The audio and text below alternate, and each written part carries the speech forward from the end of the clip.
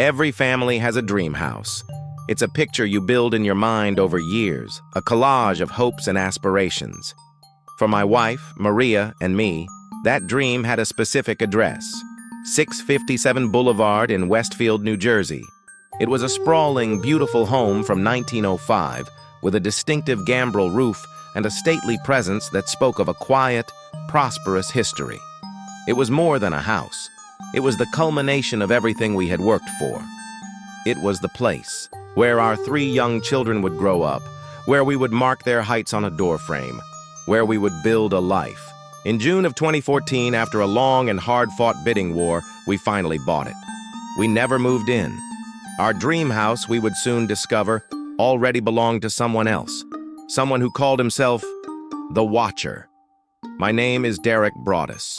At the time, I was a senior vice president at an insurance company in Manhattan, a man who dealt in risk assessment and calculated probabilities. There was nothing in my professional life that could have prepared me for the irrational, creeping terror that was about to unfold. We closed on the house on a bright summer day. The feeling was euphoric. We had stretched our finances to the absolute limit, but it felt worth it. This was our forever home. That first week, we didn't sleep there. The house was undergoing minor renovations, a fresh coat of paint here, a sanded floor there. My days were spent at my office in the city, while Maria would take the kids to visit the house, letting them play in the vast green backyard and plan which rooms would be theirs. It was on the 3rd evening after we closed that I went to the house alone to check the mail and do a little painting. The sun was setting, casting long shadows across the empty rooms. The mailbox was mostly full of junk mail and welcome letters from utility companies. But there was one envelope that stood out. It was a thick, heavy card addressed in clumsy, blocky handwriting to simply, "The new owner." There was no return address. I thought it was a welcome note from a neighbor. I opened it. The letter began warmly enough. "Dearest new neighbor at 657 Boulevard, allow me to welcome you to the neighborhood." But the tone shifted almost immediately. "How did you end up here?" the letter asked. "Did 657 Boulevard call to you with its force within? My grandfather watched the house in the 1920s and my father watched in the 1960s. It is now my time. Do you know the history of the house? Do you know what lies within the walls of 657 Boulevard? Why are you here? I will find out." The words sent a cold chill through the warm evening air. This wasn't a welcome note. This was an interrogation. This was a threat. The letter continued, each sentence more unnerving than the last. The writer mentioned our children. "You have children. I have seen them. So far, I think there are 3 that I have counted." The writer asked if they would be playing in the basement. "Or are they too afraid to go down there alone? I would be very afraid if I were them. It is far away from the rest of the house. If you were upstairs, you would never hear them scream." I felt my blood run cold. This person, this watcher, had been observing my family. He knew how many children I had. He knew their movements. He was imagining them in peril, in our own home. The letter ended with a chilling, open-ended promise. "There are hundreds and hundreds of cars that drive by 657 Boulevard each day. Maybe I am in one. Look at all the windows you can see from 657 Boulevard. Maybe I am in one. Welcome, my friends. Welcome. Let the party begin." It was signed, simply, "The Watcher." I stood there in the empty house, the letter trembling in my hand. The peaceful silence of the rooms now felt menacing. Every window, every shadow seemed to hold a pair of watching eyes. The dream had already begun to curdle into a nightmare. We immediately went to the police. They were sympathetic, but told us there wasn't much they could do without a direct physical threat. They advised us not to tell our new neighbors, suggesting that anyone could be a suspect, and that sharing the story could make the situation worse. We were alone with this secret, a secret that was slowly poisoning our excitement and replacing it with a deep, gnawing fear. We decided to press on with the renovations, telling ourselves it was just a prank, a sick joke from someone who was jealous of our purchase. We hoped it was a one-time event. It wasn't. The letters kept coming, and they were about to get much, much worse. Fear is a patient poison. It doesn't always strike like a venomous snake. Sometimes it seeps into your life, drop by drop, until everything you once loved is contaminated. The first letter from the Watcher was a jolt of terror. The letters that followed were a slow, methodical dismantling of our sanity. We tried to ignore it. We told ourselves it was a prank, a single, twisted act from a lonely individual. But 2 weeks later, another thick, clumsy envelope appeared in the mailbox. The Watcher now knew our names. He addressed the letter to Mr. and Mrs. Broaddus. "Welcome again to your new home at 657 Boulevard," it began. "The workers have been busy and I have been watching you unload carfuls of your personal belongings. The dumpster is a nice touch. Have they found what is in the walls yet? In time, they will." This new letter was more specific, more intimate. It proved the writer wasn't just passing by. They were observing us closely, day after day. They knew our renovation schedule. They knew we were bringing boxes from our old house. But it was the mention of our children that turned my fear into a cold, protective rage. The Watcher had given them nicknames. He referred to them by their birth order, and then called them the young blood the house had been waiting for. "Who am I?" The letter continued, as if answering a question we had been screaming into the silence of our own minds. "I am the Watcher, and have been in control of 657 Boulevard for the better part of 2 decades now. I am in charge of the mail. I am in charge of the information. I pass by many times a day. 657. Boulevard is my job, my life, my obsession, and now you are too, Broaddus family." The paranoia began to set in. Every car that slowed down as it passed the house became a suspect. Every neighbor who offered a friendly wave felt like a potential threat, their smile a mask hiding a sinister secret. We followed the police's advice and kept the letters to ourselves, but the silence was suffocating. We were living in a state of high alert, trapped in a psychological thriller of someone else's design. We stopped bringing the children to the house altogether. Their laughter, which was supposed to fill those empty rooms, was now a liability. The house, our dream house, was becoming a place of fear, a place we were beginning to hate. We became detectives in our own nightmare. We investigated every person who had a potential grievance. The previous owners, the Woods family, who had lived in the house for 23 years. They had received a single strange letter from the Watcher just days before they moved out, but they had dismissed it as a joke and thrown it away. We looked into disgruntled bidders who had lost the house to us in the bidding war. We scrutinized every neighbor on the block. There was the odd family who kept to themselves, the man who seemed to watch the neighborhood from his lawn chair, the couple who seemed a little too interested in our renovation progress. Everyone was a suspect. No one could be trusted. A third letter arrived a few weeks later. This one was the most terrifying yet. It was accusatory, angry. "Where have you gone to?" it demanded. 657 Boulevard is missing you. I see new people peeking out the windows. Who are they? I will find out. I have seen your children. I have seen their names in the mail you receive. I know their birth dates. I am pleased to know your names now and the names of the young blood you have brought to me. He knew their names, my children's names. He had been going through our mail. The violation felt absolute. He wasn't just watching from a distance anymore. He was on our property, at our mailbox, touching our lives. The letter ended with a direct, chilling threat. "You will be sorry in the end. I will have my revenge. The house will have its revenge. You do not want to make 657 Boulevard unhappy." That was the breaking point. We couldn't go on like this. We hired a private investigator, a former FBI agent, who installed a new, more sophisticated alarm system and a web of hidden cameras around the property. We sent an email to our new neighbors, cautiously explaining the situation and asking if they had seen anything suspicious. The response was a mix of sympathy and fear. Some had received strange letters in the past. Others had stories about the previous owners. But no one had a clear answer. The Watcher remained a ghost, a phantom tormenting us from the shadows.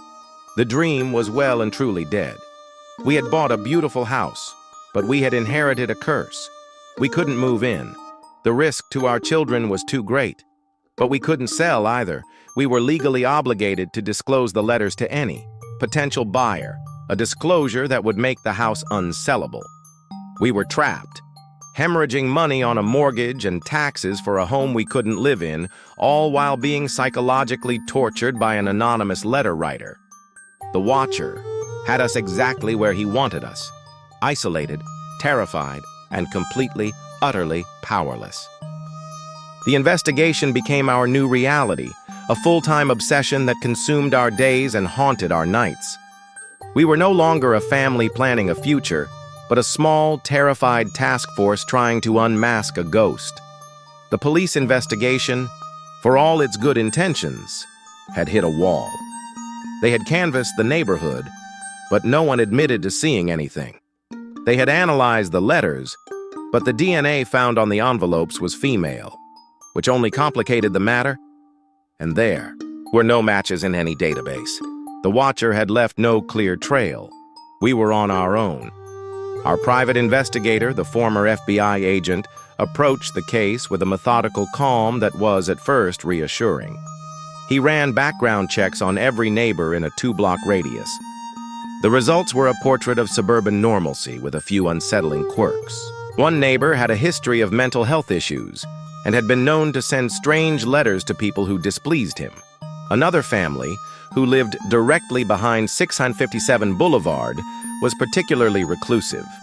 Their house had an old, ornate easel set up in a second-floor window that faced our property, and detail the Watcher had mentioned in one of his letters.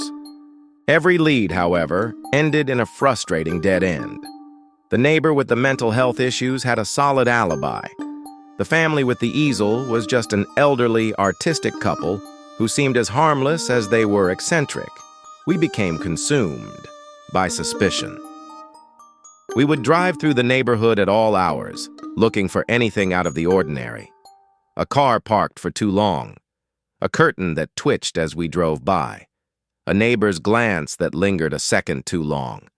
The friendly, welcoming community we had once been so excited to join now felt like a web of potential enemies. Our lives became a paranoid feedback loop.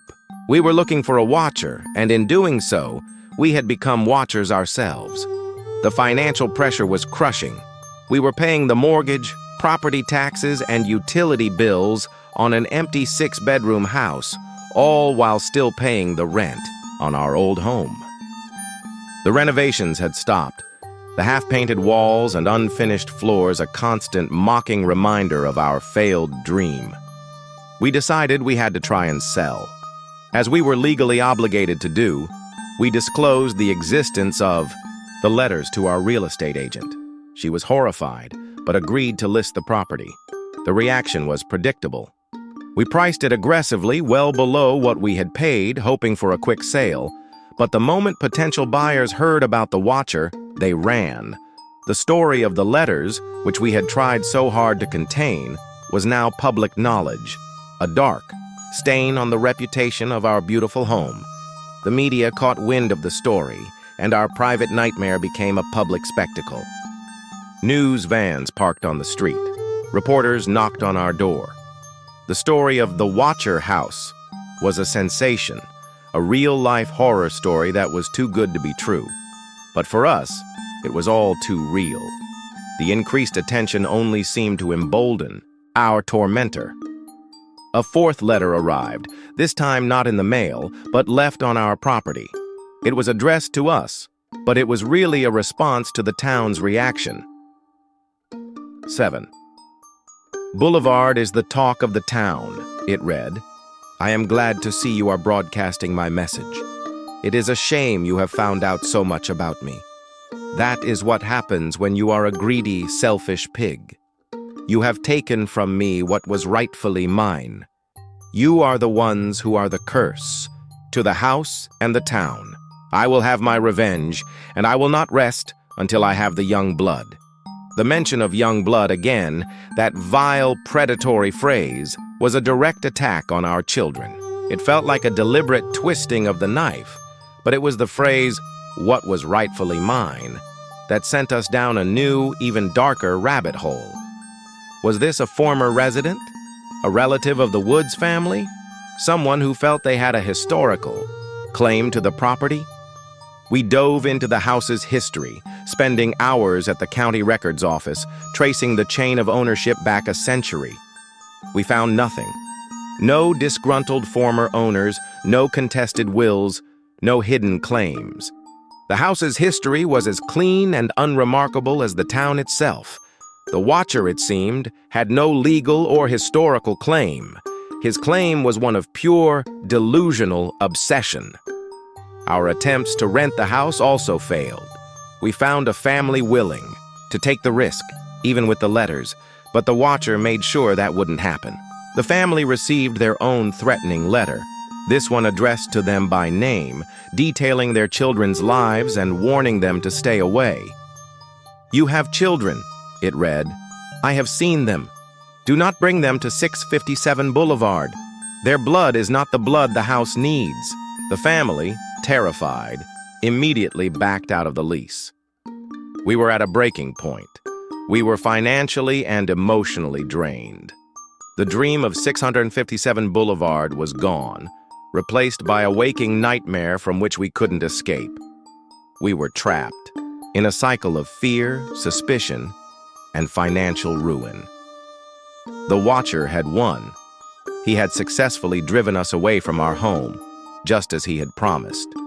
And he was still out there, somewhere in the quiet, tree-lined streets of Westfield, watching and waiting. There is no quiet surrender in a war of attrition. There is only a slow, weary retreat. By 2016, 2 years after our ordeal began, we had exhausted every lead, every resource, and every last bit of our emotional and financial strength. The police investigation was officially inactive. Our private investigator had found nothing conclusive. The mystery of the watcher was an impenetrable wall of silence and suspicion. The house at 657 Boulevard sat empty, a monument to our broken dream, its beautiful facade hiding a dark and poisonous secret. We were drowning, and we needed a way out. Our last, desperate gambit was a plan to sell the house to a developer. Our idea was to tear down the existing structure and subdivide the large lot, allowing for the construction of 2 new homes. Our hope was that by destroying the object of the watcher's obsession, we could finally break the curse. We submitted the proposal to the Westfield Planning Board. The response from the community was swift and brutal. The board meeting was packed with our neighbors, the same people who had offered whispered sympathies and shared nervous glances for the past 2 years.